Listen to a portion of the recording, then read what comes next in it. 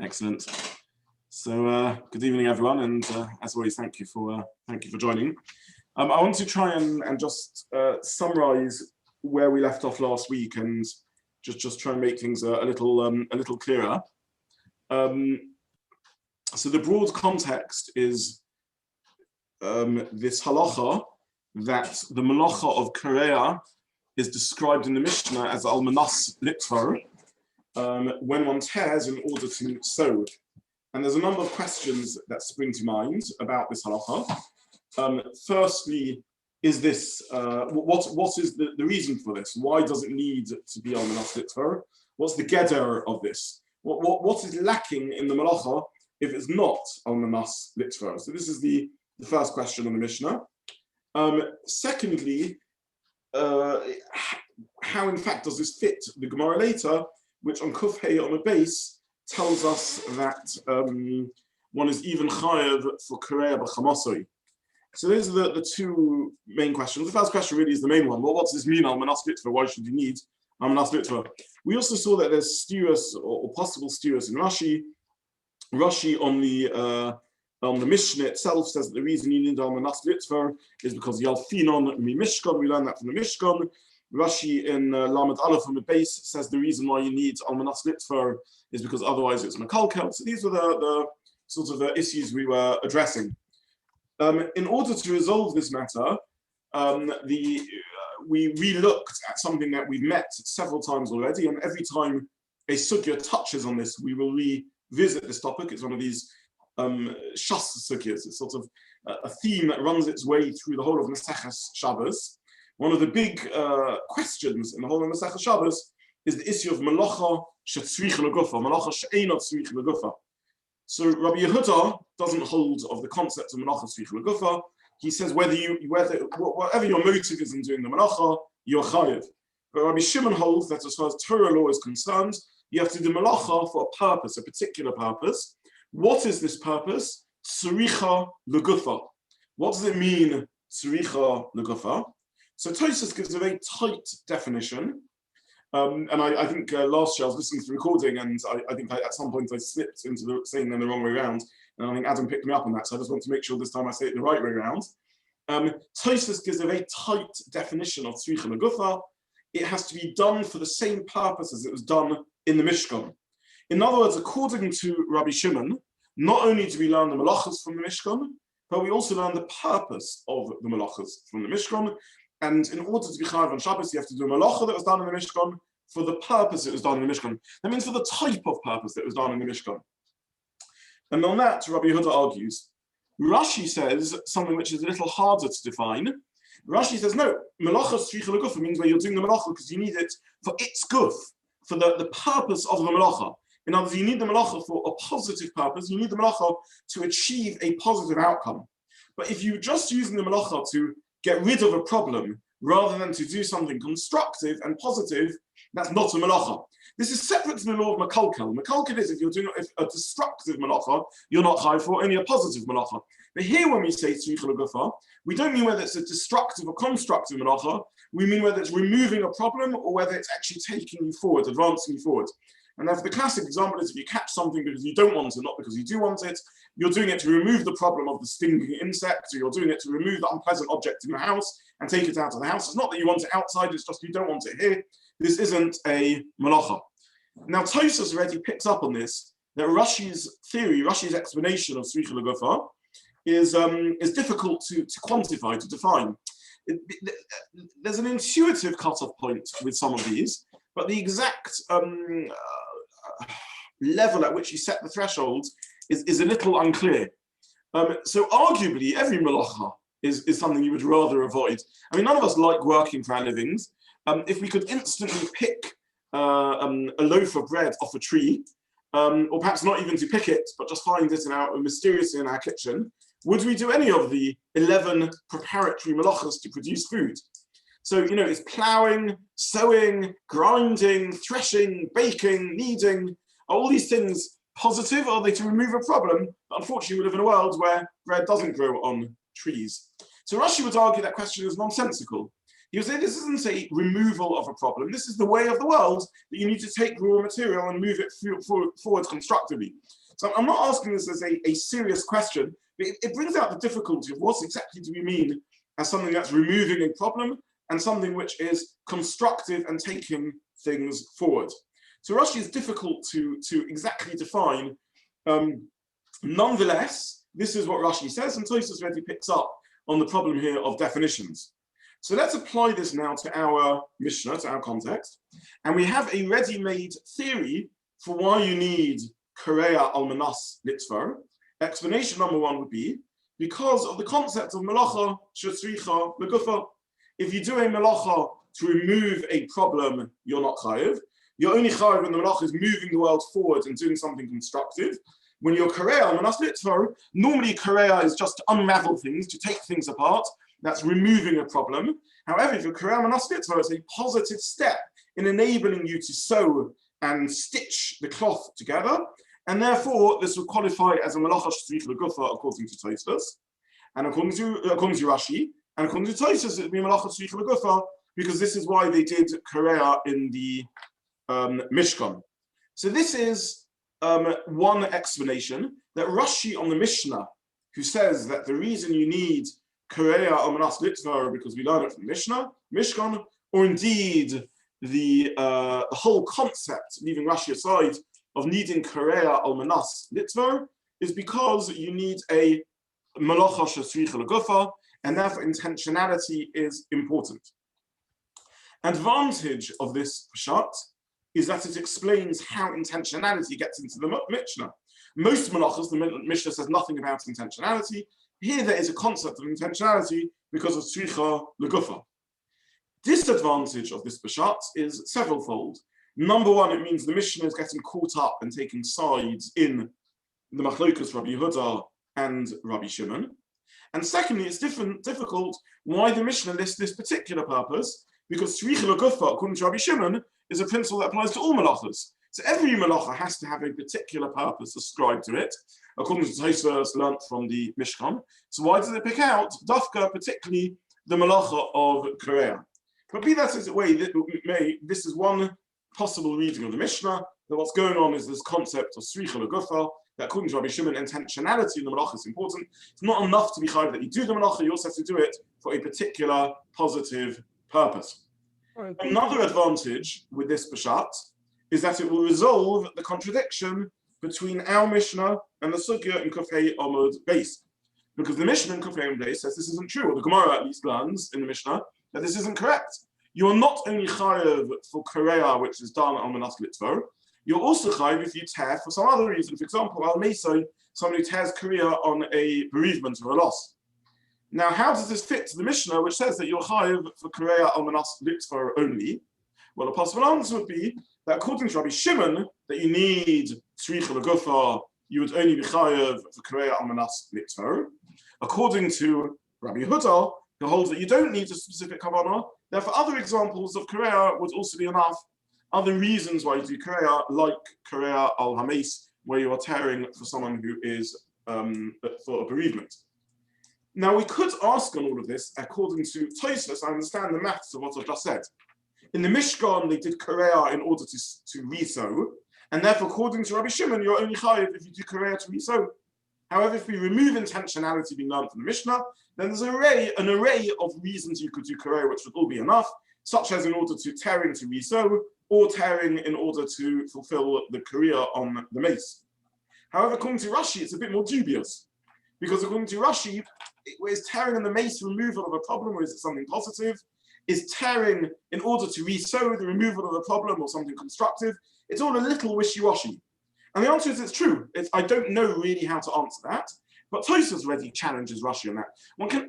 It's a half question. One can hear a distinction. Could we have understood this distinction off our own back? No.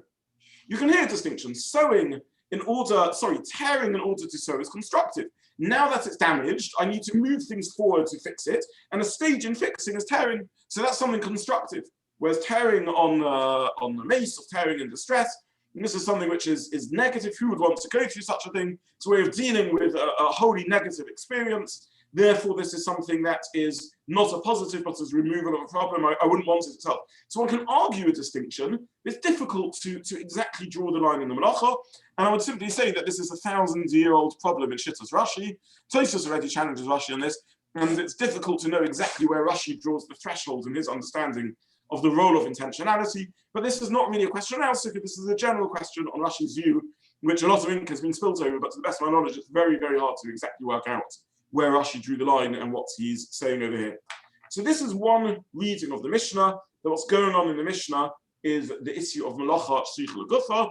It resolves some issues and leaves other problems hanging, in particular why the Mishnah lists this particular sheichel gufa on this melacha and not on most of the other melachas. Could I ask on Tosfot, who has the narrow definition of sheichel gufa means that which was done in the Mishkan? Yes. How wouldn't he also have a problem with tearing over the dead, where again it wasn't what was done in the Mishkan? So Tosfos would say that, and indeed this would seem to fit the pshat in the Mishnah in the Sugya and Shabbos Kufay on the base, that Enochanami, you're correct. According to Rabbi Shimon, who says intentionality needs to match the Mishkan, you would be potter for tearing over the dead. And according to Rabbi Yehuda, you'd be chayav for tearing over the dead. So Enochanami, Tosfos would tie it into that machlokas, and that would fit well in Tosfos' explanation. Yeah, you touched on the fact that these are both quite negative examples that the Gemara brings about anger. And you could have an example, I'm just thinking, say you wanted to make a hole in a beged in order to put it over your head. Like, that's not kilkul, that's not almonastic floor. And it, why would that not be a melacha? So this is an excellent question. There is I don't know if you plucked that example out of the air, or if you were coming from the Mara Makomas, Max, but there is a sugya in Memches which deals with this, and I can't remember if I printed this in the source sheet or not. I'm just trying to have a look. But there is a sugya that talks about this. If one opens the neck of a garment, and the question there is exactly what the chiyuv is. I didn't go into the sugya because I felt we were overloaded enough with sources. If you have a look in Rashi on Daf Memches of Hapeseach Beis Hasava, Rashi says one's chayav because of makeh the patish, not because of Koreah.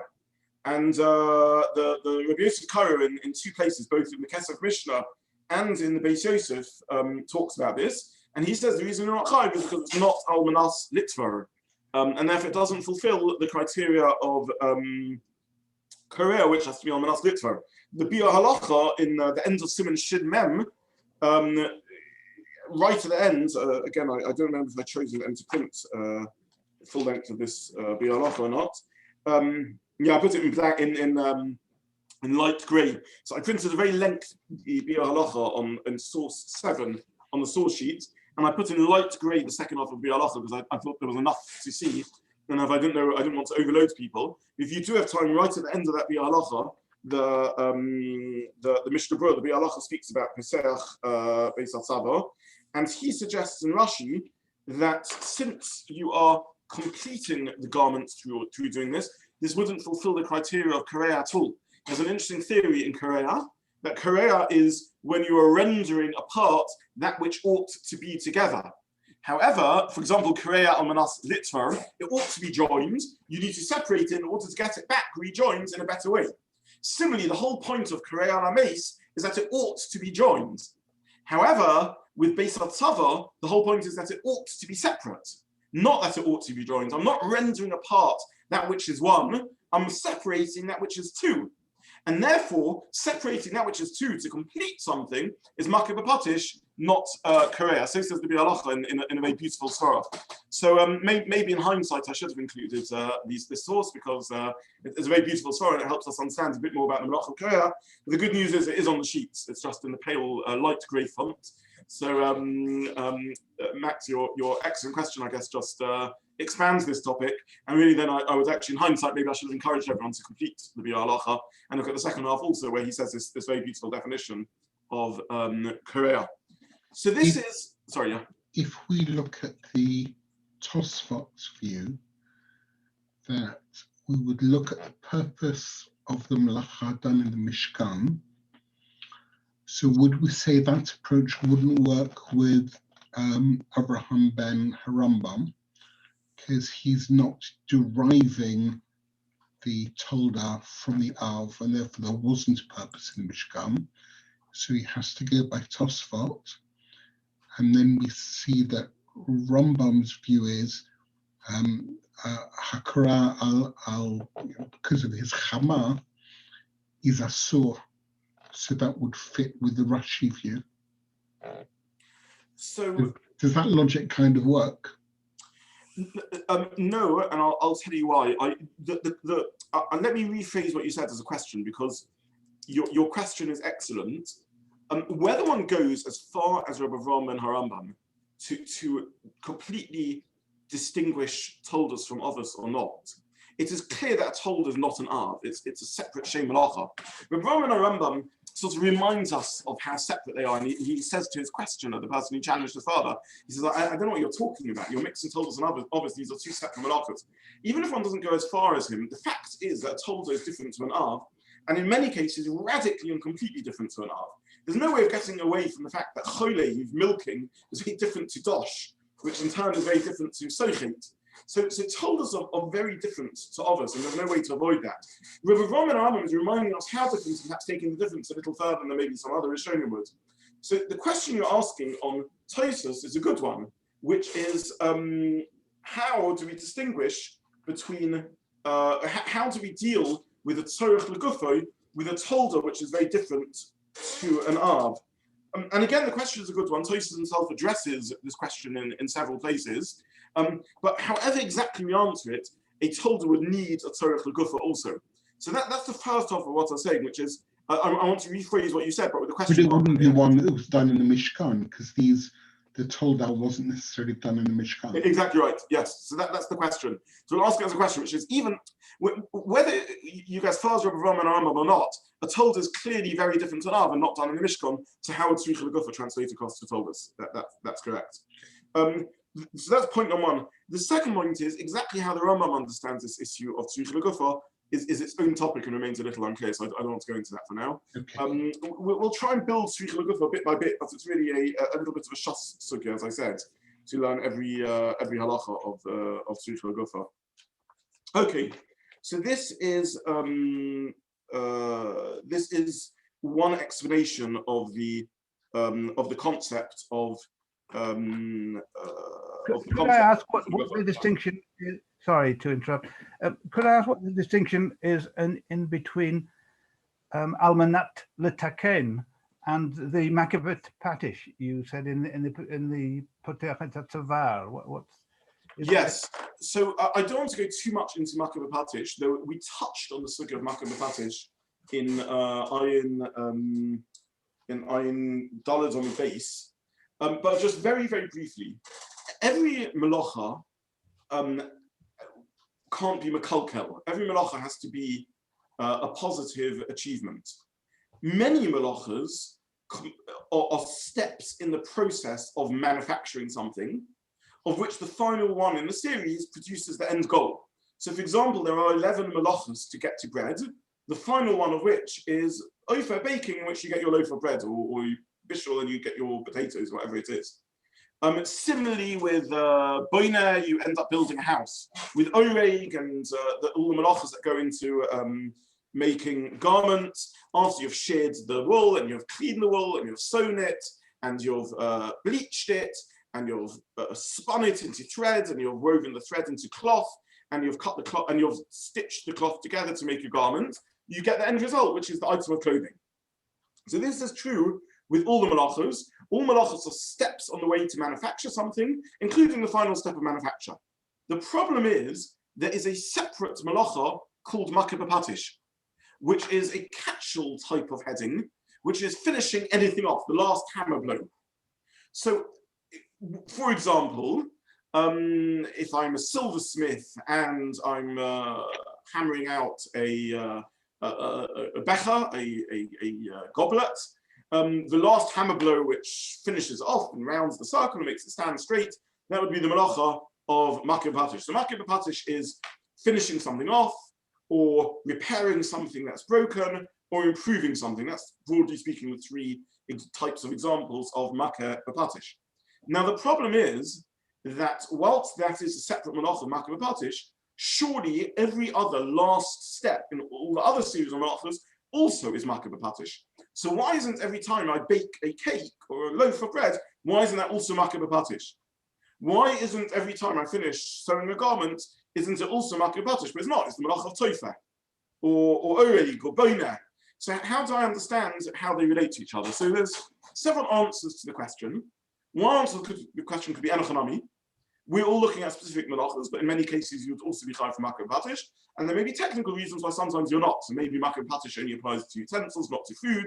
And that's why with ofer you wouldn't be chayav. But maybe with tofer, besides being chayav for tofer, you'd also be chayav for the last stitches of makeh b'patish. That's one possible route to go.